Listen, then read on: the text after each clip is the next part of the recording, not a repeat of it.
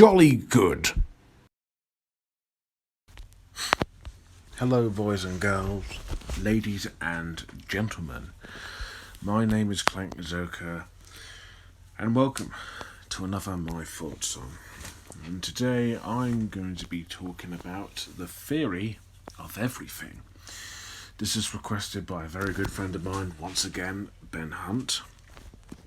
And he requested me to do two films. One is Amy, which is a documentary about Amy Winehouse, and the story of the man, Stephen Hawking.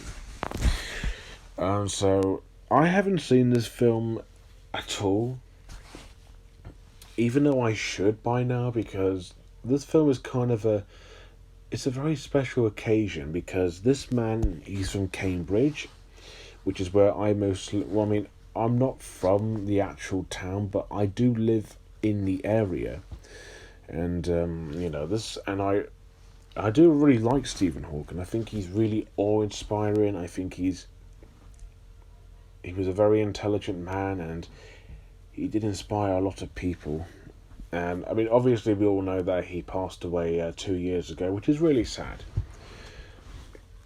I haven't met him, but I heard he seems like a really, really delightful man. And since this film is about him, and since it's in Cambridge, which is where I'm from, it's where I was born. So how the hell did I miss this? But so this came out in 2014, which was when I actually started to get back into films and slowly got into reviewing them as well.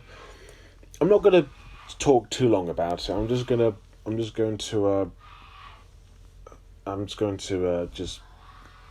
just do a short review on it. So so the film is about how Stephen Hawkins met Jane, played by Felicity Jones, and Hawking is played by Eddie Redmayne, and it shows how he went from the University of Cambridge, I think, something like that. I don't know the story too well. So, if this film is accurate, then I suppose it did its job justice, but I can't tell. So it shows how he went from a very shy and very social and likeable lad to him as he was in a wheelchair because he had motor neuron disease. He lost his voice box, and he has to use this controller to speak. It pretty much shows how he went from very, very young to, I don't know, like as of 24. I think you get it. Just from a very young age to what he was at that point when he was like really, really, really big. And I think, even though I can't say, not all films based on true stories have to be 100% accurate. There will be a few changes. With that said, I think this tells the story quite well. I think it's genuinely touching. It's very hard to watch at times when he tripped over and he got paralysed and he's got motor neuron disease. There are scenes that are both sad and just disturbing, but it keeps your attention because you really want to see how Stephen gets through this, even though we know he was still around, well, when the film came out. But you kind of want to see how this story about this great genius started, how he met this woman, and how he's inspired so many people. The film is funny. It's funny not in that very jokey way, but in that very charming, I'll be honest, kind of Cambridge way. It does have that very similar Cambridge humour, at least to me and my friends and to other people who I know. It's genuinely touching. The acting is fucking unbelievable. I can't give enough credit to Eddie Redmayne. that man, he's a really good actor. He's so underrated.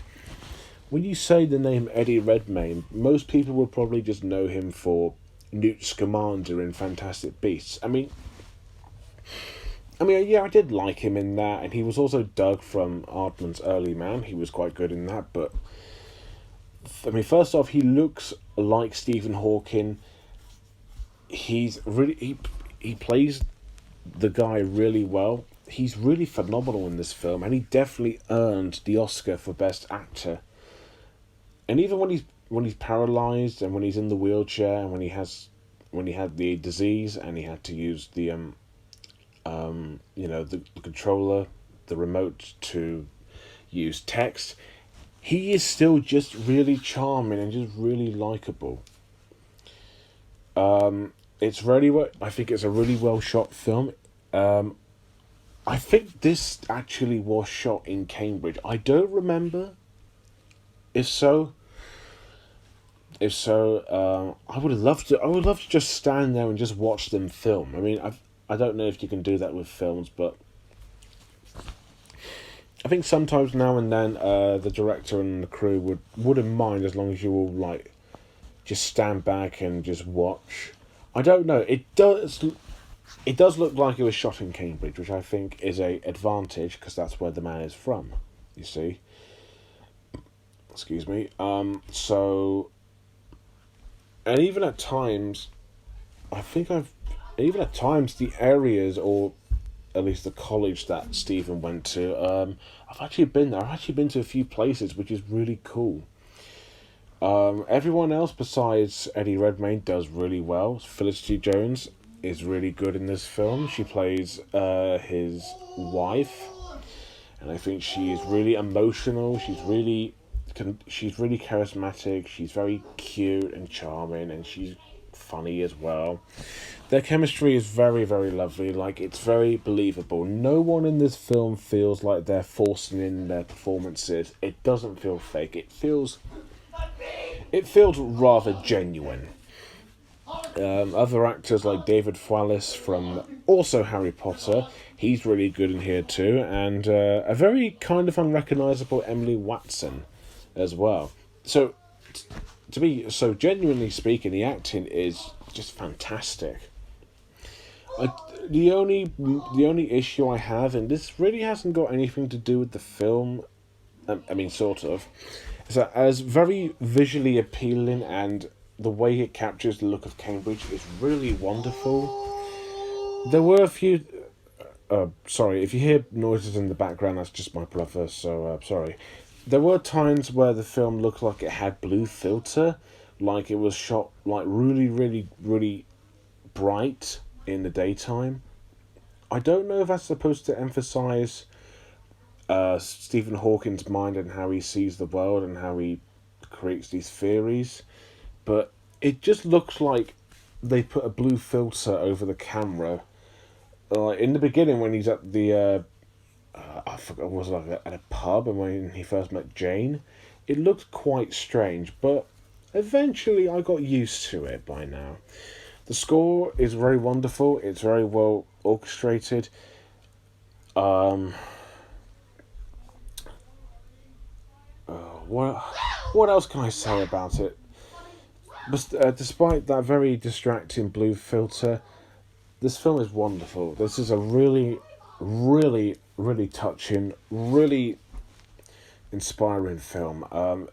If this captured the story of the guy really well, then kudos to James Marsh. He did a really good job directing this. The acting is really phenomenal. Eddie Redmayne, he's excellent. Felicity Jones too. Everyone does a great job. It's beautiful looking. It's touching. It has the right balance of nice little like heartfelt humor. It has a great score. It's interesting. You want to see how the story is unfolded in this film. You genuinely want to see how it goes for him. Um, I don't know how these people acted back then besides Hawking, but I think that I can't say enough good things about it. It's a genuinely, really, really great film. And for someone from Cambridge, this was incredibly special. And it's rare for a film to actually be filmed in Cambridge, and I want more films to do that. Obviously, the most popular location is London, but imagine a whole film about, I mean, not about Cambridge, but set it in that city. Wouldn't that be so amazing? Anyways, I love this film.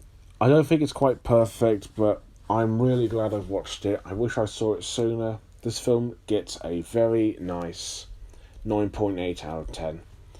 Ben Hunt, you gave me a very, very good choice. I'm really glad I've watched it. Excellent, wonderful, inspiring, just a really well told film. Told story, but... And also a really, it is a very well made film, and Eddie Redmayne deserves all the praise for portraying this guy. It's just wonderful. If you guys haven't seen it, it's on Netflix right now. That's how I've watched it. Please watch it. It's incredible. So yeah, The Theory of Everything. What can I say? I love it. It's a really good film. Oh, finally, because the last film I reviewed was a pretty meh film. But at least Ben Hunt gave me a good choice, to be fair. And that's a kind of a coincidence, because both films, this one and Postman Pat the movie, they both came out in 2014, so you can kind of guess which one I like more. So yeah, next up I'm going to be doing my thoughts on the one and only Ivan. It's coming out this Friday. Expect my thoughts on by then. As if I don't review enough interesting stuff to watch, this is gonna probably either be okay at best or bad at worst. And knowing what happened with Artemis Fowl, Disney, I don't see any hope for this. So look out for that, and I hope you like my new intro.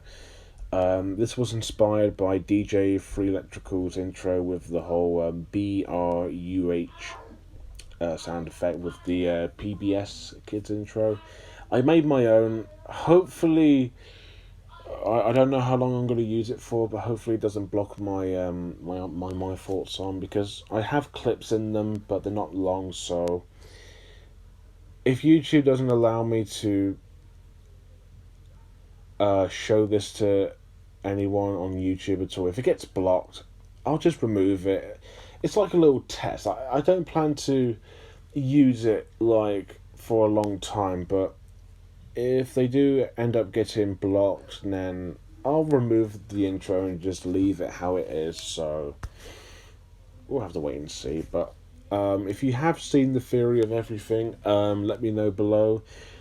Do you think it's good, bad, decent? Do you want to see it? What do you think of the guy? Do you think he inspired you? Do you think he's one of our great minds? What do you think? I'm really interested. And of course, again, R.I.P. Stephen Hawking. You were great. You were inspiring. It's really sad to see you go. You were a big part of Cambridge, so I hope you're still having fun up there. Rest in peace. And yeah. As always, thank you guys for watching.